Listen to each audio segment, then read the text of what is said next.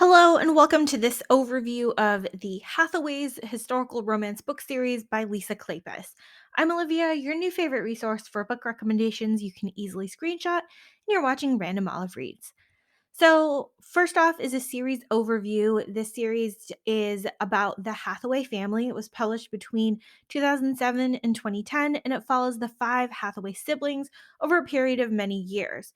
We kind of instigate the series with Leo Hathaway inheriting a Viscount title from a distant relative along with a crumbling estate.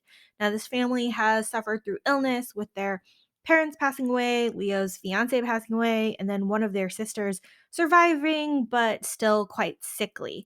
This series takes place after the events of the Wallflowers series, and we meet some characters again at Lord Westcliffe's estate in the first book.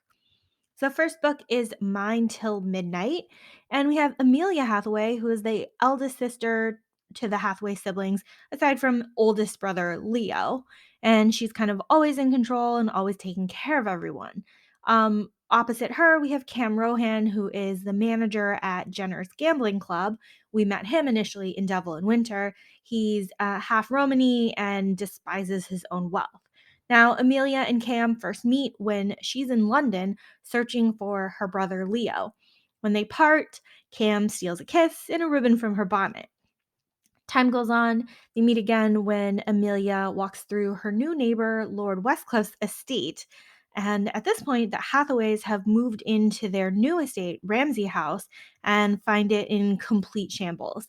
Now, Cam happily lends his assistance as it draws him closer to Amelia.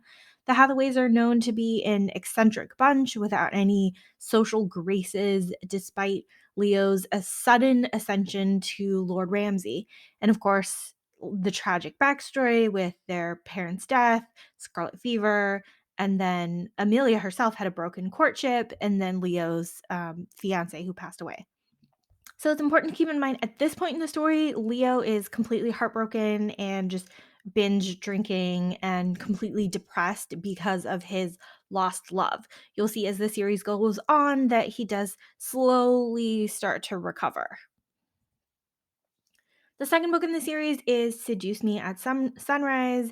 Winifred is the second oldest sister. She survived scarlet fever, but she's still pretty weak and wants to fully recover so she can finally kind of act on her love for childhood friend Maripin. So Maripin has lived with the Hathaways since he was left for dead as a child out there in the world, and he's kind of not quite a brother, not quite a servant. He's been secretly in love with Winifred, but doesn't feel like he deserves her. So the beginning, Win is headed to a fancy clinic in France, hopefully to help heal her lungs. Maripin doesn't want her to go, but he's unwilling to admit his feelings for her. So she and Leo go off to France for 2 years while Maripin stays behind to help the Hathaways rebuild their estate, kind of under the direction of Amelia and Cam. So remember that Leo was heartbroken at the beginning of the series, so that 2 years really helps him a little bit as well. So when Win returns, healed and whole, Maripin still refuses her. He stubbornly thinks that he's not good enough for her because of his violent upbringing, but that doesn't stop him from being jealous of another potential suitor.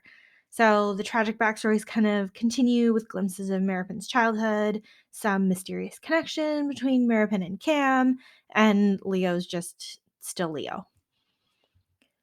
The third book in the series is Tempt Me at Twilight. So at this point, our middle sister Poppy is grown and courting suitors. So she is awaiting her secret suitor to stand up to his father so she can be like courted properly in public. Now, opposite her is Harry Rutledge, who is a hotel owner and ruthless businessman and inventor. So the Hathaways tend to stay at the Rutledge Hotel whenever they're in London. So while chasing her sister's pet ferret, Poppy ends up meeting Harry and utterly charms him. He puts a plan in motion to attain Poppy's attention and ultimately her hand in marriage. Now, although they go through the marriage, Poppy is hesitant to forgive Harry's deceptions. This book focuses mainly on Harry's tragic backstory and his mysterious connection to the Hathaways' hired governess slash companion, Catherine Marks. So in this one, we have our kind of emotionally distant, ruthless hero with a gregarious and compassionate heroine. So finally, we're up to Leo's story. We have Married by Morning, book 4. So Lord Ramsay, Leo, is an unintended heir, becomes a viscount when distant relatives pass away, and he's been a drunk and a rake since his beloved fiancée passed away from scarlet fever many years ago. Catherine Marks is a paid companion and governess to the younger Hathaway sisters and hides herself in dyed mousy hair and drab clothing. So Leo and Catherine have had a contentious relationship the entire time they've known each other. They're constantly bickering and arguing. This couple is just full of that tropey, unresolved sexual tension. While Leo finally admits his attraction for Catherine, she's trying her best to push him away. Meanwhile, the wife and daughter of the former Lord Ramsay are trying to take away the Hathaways' house unless Leo can marry and produce a male heir within the year. I mean, don't you love when complicated inheritance laws can be used as a plot device? We finally learn the rest of Catherine's backstory and find out if Leo has finally gotten over his lost love. The last and final book of the story is Love in the Afternoon, book 5. So we have Beatrix Hathaway, the youngest Hathaway sister, animal lover, regarded as peculiar and quirky. Christopher is an arrogant snob who used to look down on the entire Hathaway family. He was sent to war, but as he comes back, he's totally changed and suffering with post traumatic stress disorder. So Beatrix's friend Prudence has received a letter from her suitor Christopher when he's away at war, but shallow Prue doesn't care to answer. Now Beatrix thinks that it would be kind and thoughtful to write to Christopher so that he has some emotional support when he's out there fighting a war. So she writes to him as Prudence, and an exchange of letters ensues with deeper emotional entanglement over time until finally she realizes she's kind of in over her head, so stops writing to him.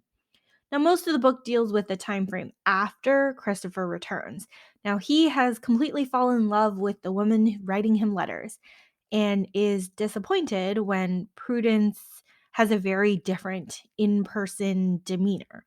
Now, Beatrix has promised her friend not to reveal that she was the letter writer, so now she is stuck pining after a man who seems to hate her.